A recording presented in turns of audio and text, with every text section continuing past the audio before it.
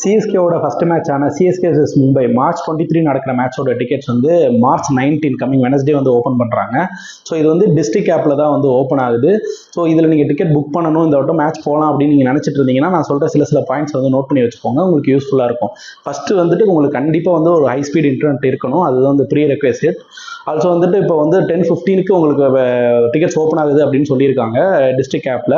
But வந்து எனக்கு தெரிஞ்சு சிஎஸ்கே ஆப்பில் வெப்சைட் மூலமாக நீங்கள் போனீங்கன்னா வந்து 10 o'clock வந்து ஓப்பன் ஆகும். ஏர்லி ஆக்சஸ் அதில் எனேபிள் பண்ணியிருப்பாங்கன்னு நினைக்கிறேன். என்னதான் இருந்தாலும் உங்களுக்கு 10:15 தான் வந்து உங்களுக்கு புக் நோ ஆப்ஷன் வந்து எனேபிள் ஆகும் அப்படின்னு நினைக்கிறேன். ஸோ ஒன்ஸ் நீங்கள் புக் நோ கிளிக் பண்ண உடனே நீங்கள் வழக்கம் போல் க்யூவில் ஆட் ஆவீங்க. ஸோ க்யூவில் நீங்கள் வெயிட் பண்ணிட்டு இருப்பீங்க. உங்கள் டர்ன் வந்தோடனே உங்களால் சீட்ஸ் வந்து உங்களால் கிளிக் பண்ண முடியும். சீட்ஸ் கிளிக் பண்ணிவிட்டு நீங்கள் செக் அவுட் பண்ணணும். செக் அவுட் பண்ணிவிட்டு உங்களுக்கு 6 minutes இருக்குன்னு நினைக்கிறேன் நீங்கள் வந்துட்டு உங்களோட பேமெண்ட் பண்ணி முடிக்கிறதுக்கு. ஸோ ஒன்ஸ் நீங்கள் பேமெண்ட் முடிச்ச உடனே நீங்கள் வந்துட்டு சீட்ஸ் உங்களுக்கு கன்ஃபார்ம் ஆயிடுச்சுன்னா உங்களோட டிஸ்ட்ரிக்ட் ஆப்பில் ப்ரொஃபைல் செக்ஷனில் போனீங்கன்னா அதில் ஈவென்ட் டிக்கெட்ஸ்னு ஒரு இது இருக்கும். அதில் போனீங்கன்னா உங்களோட டிக்கெட்ஸ் நீங்கள் வந்து வியூ பண்ணிக்கலாம்.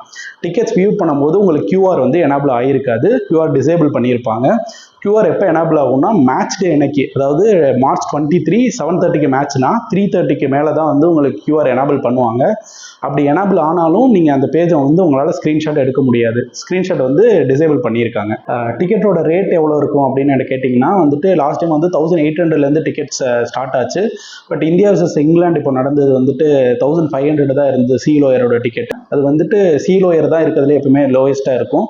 ஸோ எதெல்லாம் ஓப்பன் பண்ணுவாங்கன்னா சி லோயர் ஓப்பன் பண்ணுவாங்க, ஐஜேகே லோயர் அப்பர் ஓப்பன் பண்ணுவாங்க. மற்றபடி ஜிஹெச் இதெல்லாம் வந்து ஸ்ட்ரெயிட் வியூ நல்லா இருக்கும், பட் அதெல்லாம் ஓப்பன் பண்ண மாட்டாங்க. அதெல்லாம் ஃபிசிக்கல் டிக்கெட்ஸில் போயிடும், ஸ்பான்சர்ஸுக்கு போயிடும். முடிஞ்ச அளவுக்கு எல்லாமே கவர் பண்ணிட்டேன்னு நினைக்கிறேன். சப்போஸ் நான் ஏதாவது மிஸ் பண்ணியிருந்தாலும் கமெண்ட்ஸில் சொல்லுங்கள். கமெண்ட்ஸில் வேறு ஏதாவது உங்களுக்கு டவுட் இருந்தால் கூட கேளுங்க, எனக்கு தெரிஞ்சால் சொல்கிறேன், தெரிலனா தேடி கண்டுபிடிச்சு சொல்கிறேன். இது வந்துட்டு ரொம்ப நாளாக உங்கள்கிட்ட யாராச்சும் டிக்கெட் போடணும், இந்த வருஷம் எப்படியாவது டிக்கெட் போட்டு மேட்ச் நேரில் பார்த்துணுண்டா அப்படின்னு சொல்லிட்டு இருந்திருப்பாங்கல்ல, அந்த ஃப்ரெண்ட்ஸுக்கு ஷேர் பண்ணுங்கள். சேப்பாக்கில் மீட் பண்ணுவோம்.